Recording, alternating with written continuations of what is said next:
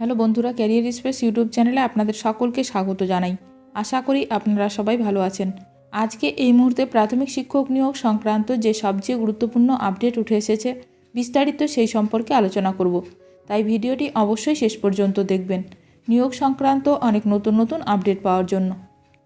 যারা চ্যানেলে নতুন তারা চ্যানেলটিকে সাবস্ক্রাইব করে পাশে থাকা বেল বাটনে প্রেস করে অল নোটিফিকেশানটিকে অন করে রাখবেন, কারণ এমন ধরনের লেটেস্ট আপডেট নিয়ে এই চ্যানেলে সবসময় ভিডিও আপলোড করা হয়ে থাকে।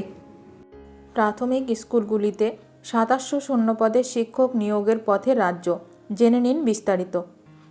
ভালো খবর চাকরি প্রার্থীদের জন্য। প্রাথমিক স্কুলগুলিতে শিক্ষক নিয়োগের পথে রাজ্য সরকার। এই রাজ্যের প্রাথমিক স্কুলগুলিতে এবার বিশেষভাবে সক্ষম শিশুদের জন্য শিক্ষক নিয়োগ করতে চলেছে সরকার। ইতিমধ্যেই এই নিয়োগের বিধিও প্রস্তুত করা হয়েছে।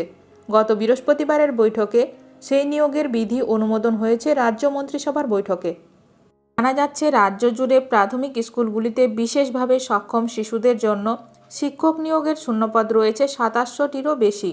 শূন্যপদ তৈরিও করেছে রাজ্য স্কুল শিক্ষা দপ্তর। সেই শূন্যপদগুলিতেই এবার স্পেশাল শিক্ষক নিয়োগ হবে। এই নিয়োগের বিধিতে বলা হয়েছে, রিহ্যাবিটেশন কাউন্সিল অফ ইন্ডিয়ার অনুমোদিত সংস্থা থেকে প্রশিক্ষণ থাকা চাকরি প্রার্থীরা আবেদন করতে পারবেন। এবারে পরীক্ষার নিয়মে বেশ কিছু পরিবর্তন আনছে বোর্ড। চাকরি প্রার্থীদের পরীক্ষার ওএমআর শিট সংরক্ষণ ন্যূনতম 10 বছর রাখা হবে। আবেদনকারী চাকরি প্রার্থীদের টেট ও ইন্টারভিউ হবে, তবে 150 নম্বরের নয়। সেক্ষেত্রে কত নম্বরের টেট হবে তা স্থির করবে প্রাথমিক শিক্ষা পর্ষদ। প্রাথমিক শিক্ষা পর্ষদ সূত্রে খবর, নিয়োগের বিধি অনুমোদন হয়ে এলেই এই বিষয়ে চূড়ান্ত সিদ্ধান্ত নেবে প্রাথমিক শিক্ষা পর্ষদ।